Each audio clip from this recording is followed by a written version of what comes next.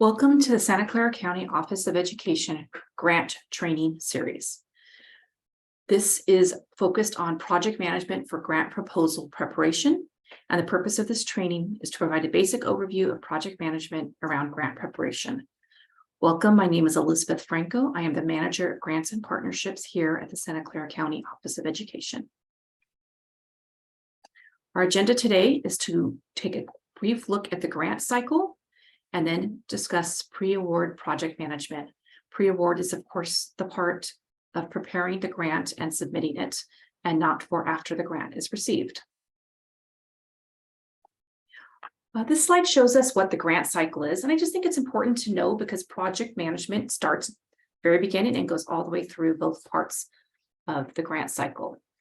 The pre-award includes identifying the needs and focus of your organization or department, then aligning those needs with prospective grant opportunities.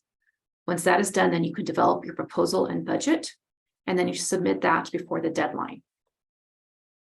After that is done and you receive the award, then your project management focuses on the implementation of the project, as well as reporting on outcomes and budget, and then closing out the grants when the grant cycle is completed.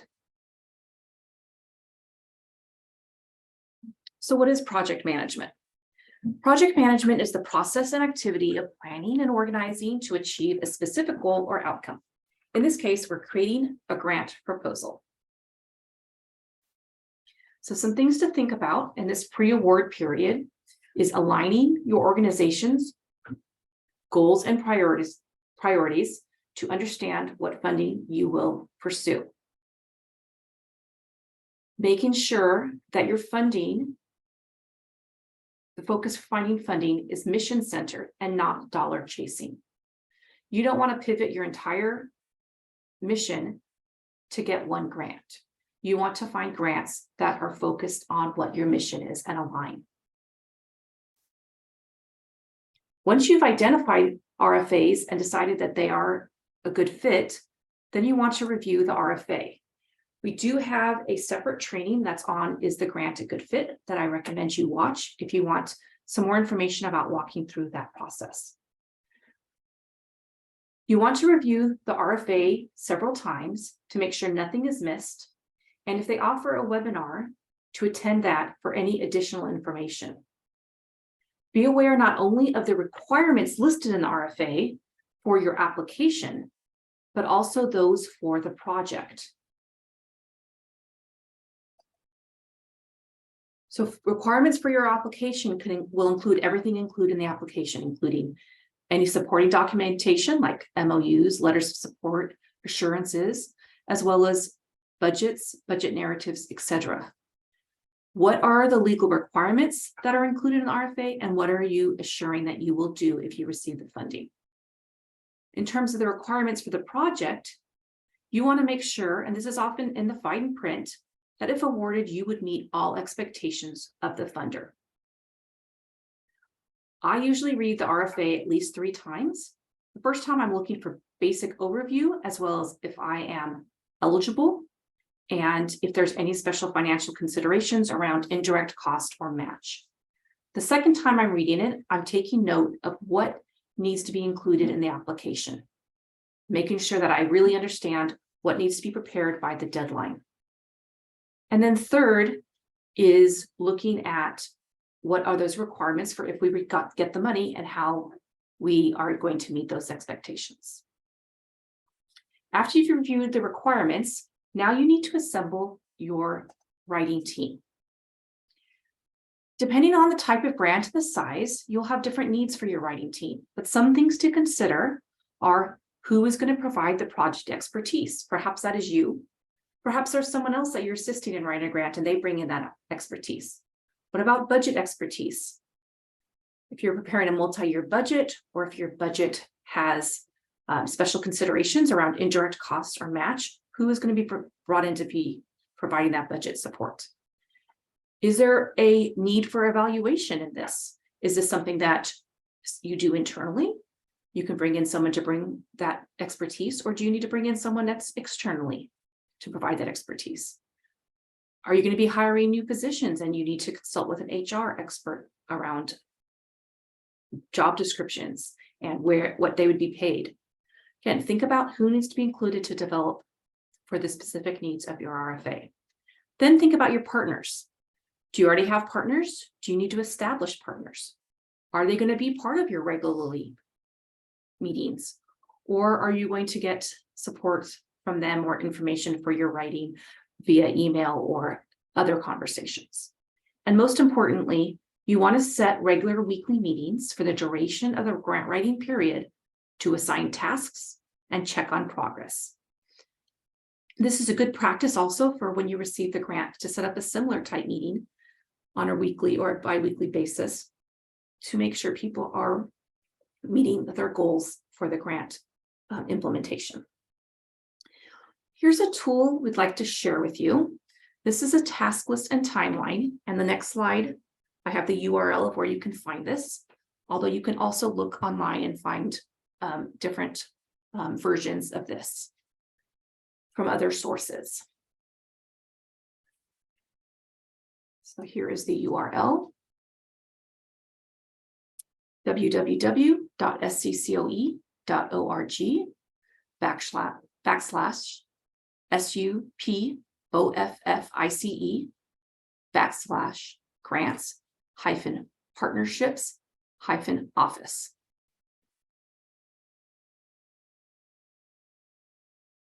Or you can just go to the SCCOE main webpage at sccoe.org and look for the superintendent's office, and there you will find the grants team. So let's look a little bit more deeply at this task list and timeline. First of all, in the first column, we have the task, and this is where you want to list every task you can think of based upon that RFA that needs to be done in order to meet your submission deadline.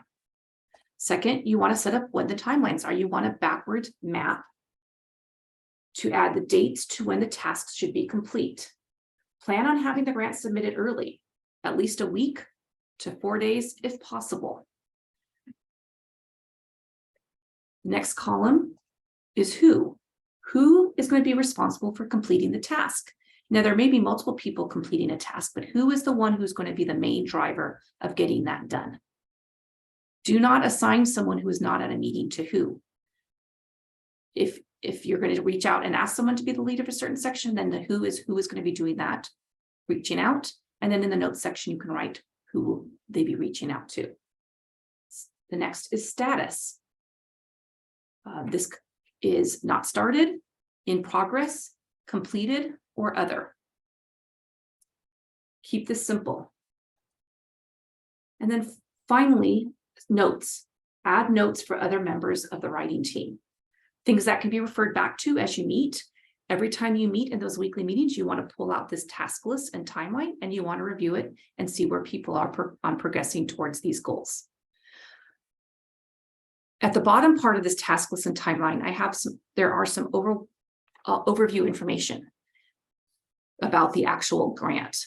How much is the amount? What is the duration of the grant? So the funding period, is it 1 year, 3 years, 6 months? If there's a match involved, if there's indirect cost limitations, which means that you're not going to be able to get your regular indirect costs that you would expect.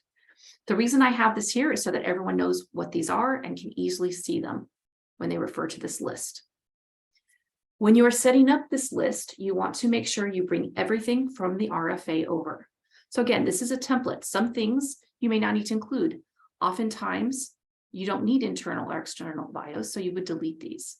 But you might have a narrative that maybe has 5 different sections that are going to be written by 5 different people. So you could break out the narrative into 5 different rows.